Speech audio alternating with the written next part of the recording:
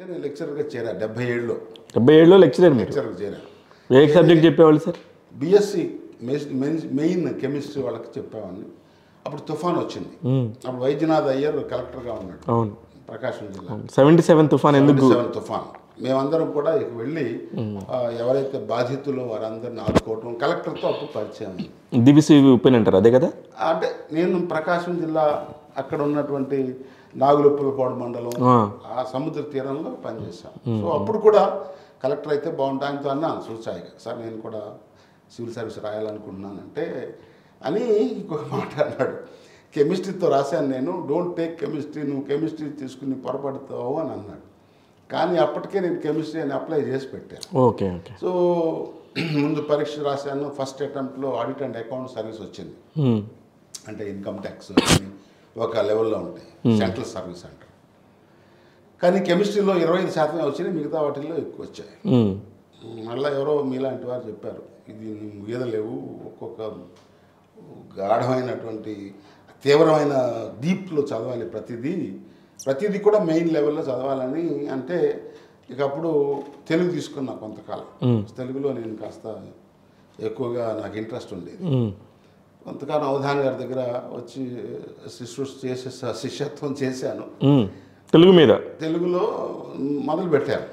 అయినా కూడా నేను అనుకున్నా, ఏమిటి ఎంత చదువు చదివి ఎంఎస్సీ చదువుకొని పాఠాలు చెప్పి ఎందుకు ఇది తెలుగు అని మళ్ళా మనసు మార్చుకొని మళ్ళీ కెమిస్ట్రీకి వెళ్ళాను.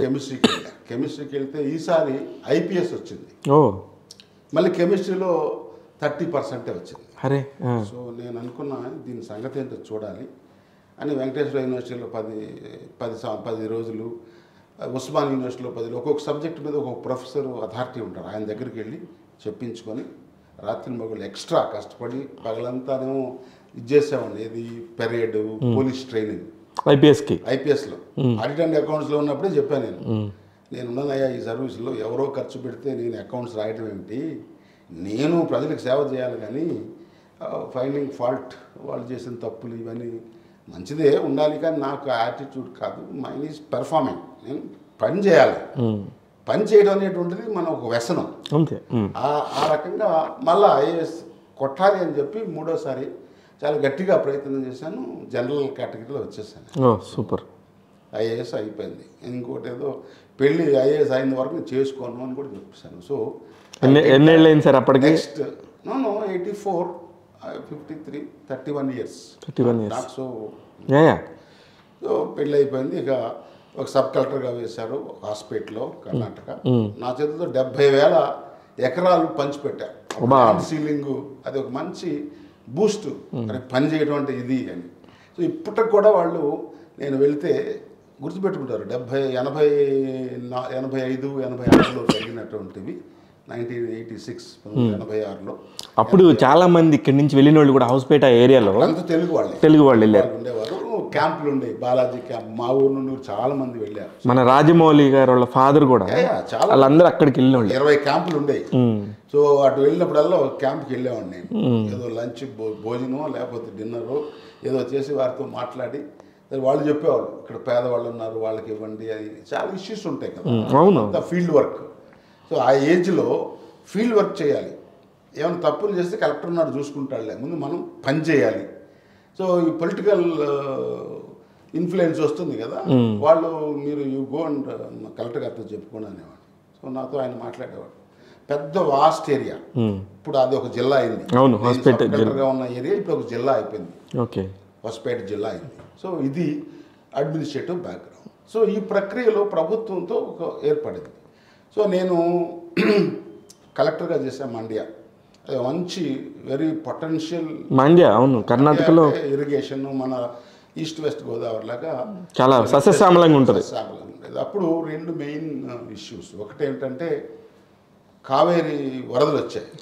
వరదల్లో మేము కలెక్టర్గా రాత్రి వాళ్ళు అక్కడ వాళ్ళందరినీ చేసుకునే ప్రయత్నంలో చిన్న వంతెన తెగి 4 చనిపోయారు. సో అది ఒక పెద్ద విషాదం. రెండవది ఏమిటంటే కావేరీ గొడవల్లో తమిళియన్స్ని చంపేసేవాళ్ళు. కరెక్ట్. సో అటు మైసూరు, బెంగళూరు మండుతూ ఉంటే మా జిల్లా మాత్రం ప్రశాంతంగా పెట్టగలిగాం. నేను ఎస్పీ ఎంఎన్ రెడ్డి గారు ఉండేవారు. మేము ఏం చేసామంటే ఒక 21 క్యాంప్స్ పెట్టి తమిళియన్స్ అందరిని అక్కడ పెట్టి అక్కడ మళ్ళీ ఒక కాపలా ఉంచి వారిని ఫీడ్ చేస్తూ ఒక 3 months ఎవరిని ఏం జరగకుండా చూసాం. అదొకటి. తర్వాత అద్వానీ గారి రథయాత్ర జరిగింది. అవును 96 91 యా.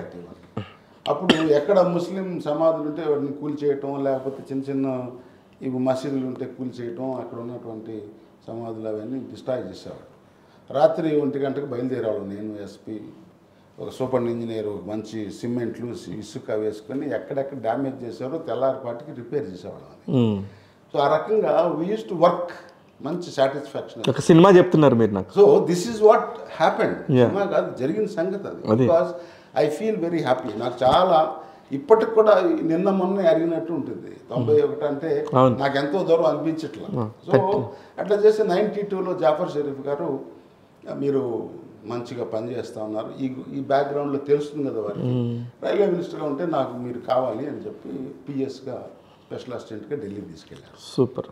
సో 92 నుంచి 96 వరకు అక్కడ ఢిల్లీలో ఉన్నారు. అప్పుడు చాలా అందరికీ, ఈ ప్రాంతం నుండి వచ్చిన వాళ్ళందరికీ వచ్చి పలానా వాళ్ళు ఆంధ్ర అంటే వాళ్ళకి ఏదో ఒకటి చేసి పంపేవాళ్ళు. తర్వాత సంగతి తర్వాత నాకు గుర్తుండేది కాదు. వాళ్ళు ఇప్పుడు కూడా మీరు అప్పుడున్నప్పుడు ఇంత మాకు హెల్ప్ చేశారు అని.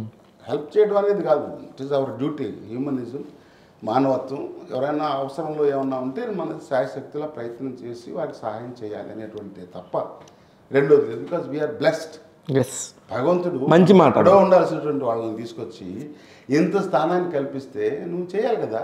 ఎగ్జాక్ట్లీ. సొసైటీకి తిరిగి ఒక బిళ్ళ బంట్రోతు స్థాయిలో ఉన్న ఒక అతని మీద ఈర్ష్యతో, కోపంతో, బాధతో, అదే నన్ను కంప్లీట్ చేయండి. అరే పట్టుదల, more than anything.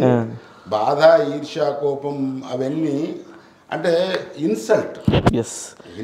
You feel paper తీసి మొహం మీద కొడితే అంటే దాని పట్టుదల కావాలి. That is Ambedkar.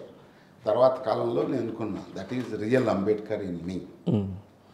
ఒక క్రైస్తవ కాలేజీలో మానవత్వం పాఠాలు నేర్చుకొని వేరే వాళ్ళకి సహాయపడాలి అనేటువంటి వారసత్వం. మా తాతగారు చాలా కష్టపడి పనిచేసేవారు. మా నాన్నగారు సమాజ సేవ. సో దట్ జీన్స్ వచ్చాయి నాకు. మా నాన్నగారు జీన్స్ లో ఉంది యాక్చువల్లీ. మా నాన్నగారు ఇదే పని, ఇంట్లో సమాజ సేవ అనేది మీ బ్లడ్ లో ఉంది. ఆయన చర్చి, ఆరాధన, సాయం చేయటం, అది చేయటం, వాళ్ళని తిట్టడం, వీళ్ళని తిట్టడం, బాగు చేయటం, అదంతా ప్రాంగణం, స్కూల్ ప్రాంగణం బాగు చేయటం ఆయన ఒక పెద్ద పని. మా తాతగారు నేను ఇంట్లో ఎన్ని చూసుకునేవాళ్ళు. అదే